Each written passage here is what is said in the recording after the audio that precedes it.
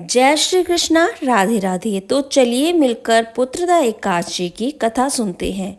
यह एकादशी सावन शुक्ल पक्ष में पुत्रदा एकादशी के नाम से मनाई जाती है। इस दिन भगवान विष्णु के नाम पर व्रत रखा जाता है, पूजा अर्चना की जाती है।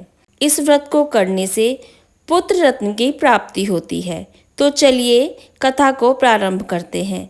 प्राचीन समय में महिष्मति नामक नगरी में महेजीत नामक राजा रहते थे। वह अत्यंत ही धर्मात्मा और शांत प्रिय थे। वह दीन दुखियों की रक्षा करते थे और उनको बहुत ही उपहार और दान देते थे। पर इतना सब करने के बाद भी उनके कोई भी संतान नहीं थी। इसी से राजा बहुत ही दुखी थे।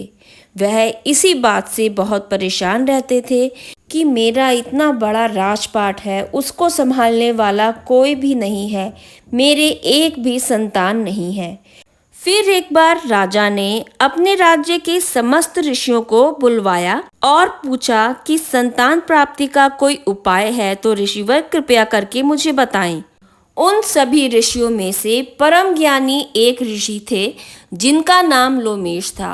वो ऋषि ध्यान मग्न हुए और ध्यान मग्न होने के बाद उन्हें पता लगा कि राजा ने पिछले जन्म में एक गाय को डंडा मारकर भगाया था।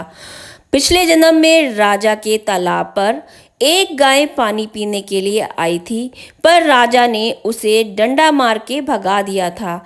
जिस गाय के श्राप की वजह से उस राजा के इस जन्म में एक भी संतान नहीं हुई। राजा को जब लोमेश ऋषि ने ये सारा वृतांत सुनाया तो राजा गिड़गिड़ाकर बोला कि हे ऋषिवर, इस पिछले जन्म के कृत्य से मैं कैसे छुटकारा पाऊं ताकि मुझे संतान की प्राप्ति हो सके और मेरे राजपाट को संभालने वाला मेरा उत्तराधिकारी आ सके।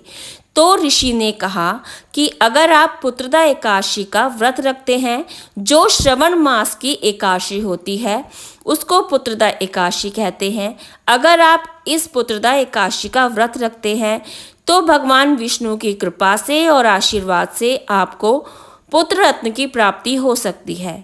ऋषि की आज्ञा अनुसार राजा महेजीत ने और उनकी धर्मपत्नी ने विधि विधान पूर्वक पुत्रदा एकादशी का व्रत किया, जिसके परिणाम स्वरूप उनके घर में बहुत ही सुंदर और योग्य पुत्र का जन्म हुआ।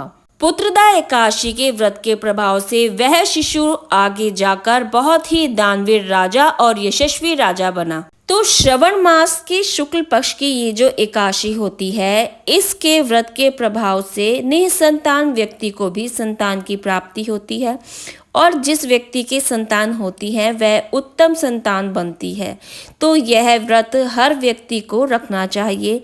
हर माँ को अपने बच्चे के लिए इस व्रत को धारण अवश्य करना चाहिए, जिससे उसके पुत्र की उन्नति हो, प्रगति हो और अपने कार्य क्षेत्र में वह आगे बढ़े। श्रवण मास की पुत्रदा एकादशी का व्रत 5 अगस्त 2025 दिन मंगलवार को रखा जाएगा और व्रत का पारायण 6 अगस्त को किया जाएगा। इस व्रत को विधि विधान से करके आप भगवान विष्णु की विशेष कृपा प्राप्त कर सकते हैं। तो जय श्री हरि मित्रों, अगर आपको मेरा ये छोटा सा वीडियो पसंद आया है तो please like, share and subscribe जरूर कीजिएगा, क्योंकि इससे हमें पता लगता है कि आपको हमारा वीडियो पसंद आ रहा है और हमारा हौसला बढ़ता है।